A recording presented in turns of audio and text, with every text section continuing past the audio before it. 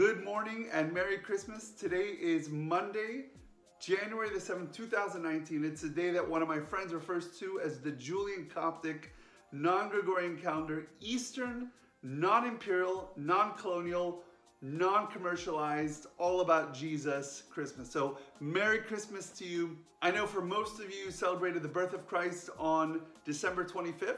A couple weeks ago, I recorded a vlog explaining why some people celebrate Christmas on December 25th and others on January 7th.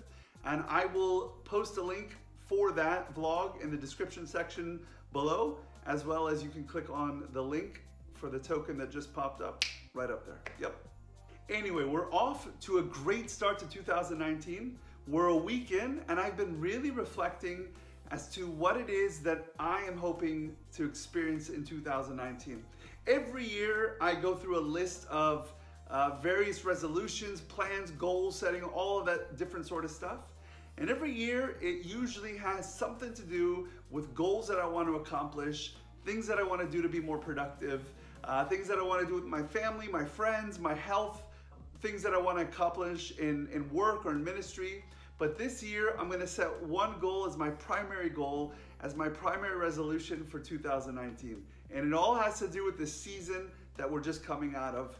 My goal for 2019 is to live a more joyful life.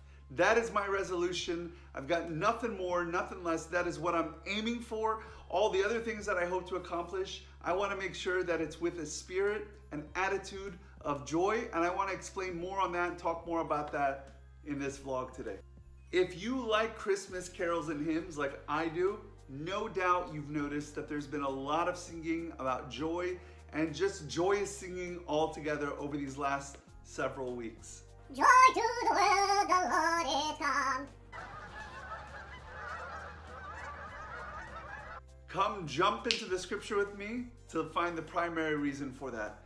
In Matthew chapter 2, we read that when the wise men heard the king, they departed, and behold, the star which they had seen in the east, it went before them till it came and stood over where the young child was.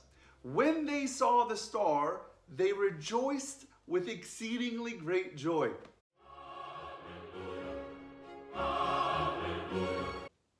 And when they had come into the house, they saw the young child with Mary his mother, and they fell down and worshipped him, and they presented to him their treasure. They presented gifts to him of gold, frankincense, and myrrh.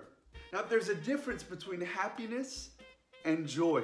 And usually we think that these two are synonymous with each other.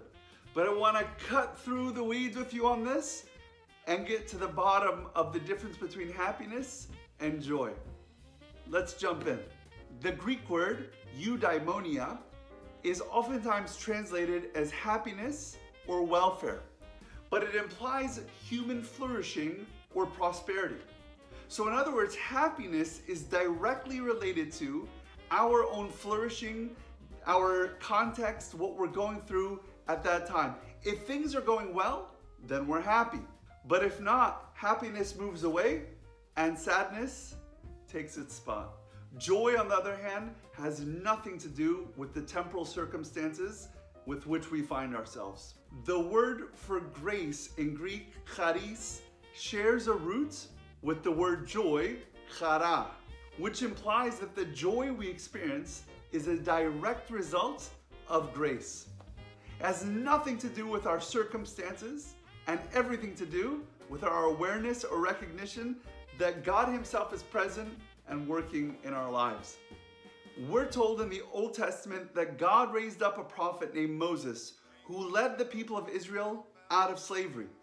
The first thing they did while they were still in the middle of the desert was sing for joy. There was joy in the midst of the wilderness. The response of joy had nothing to do with the reality of one's circumstances or difficulties, and everything to do with the recognition of God's presence and His grace. What to do when difficulties come? Paul the Apostle tells us that he himself, who would rejoice in the Lord, was also sorrowful, yet always rejoicing.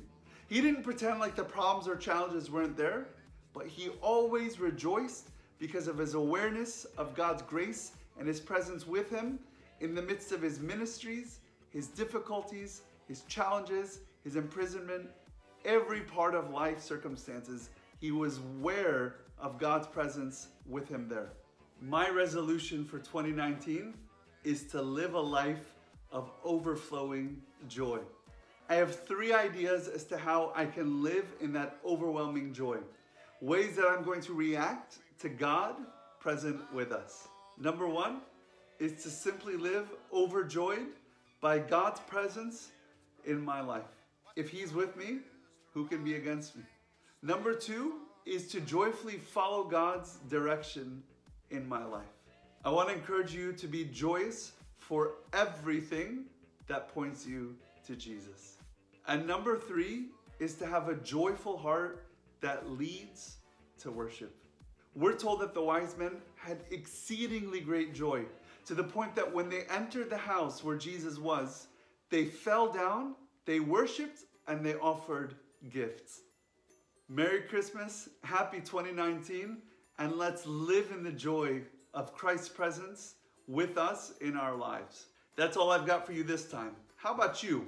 What resolutions or goals do you have for 2019? What about making joy your resolution?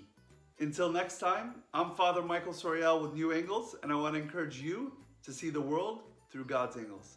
God bless, and have a Merry Christmas and a wonderful 2019.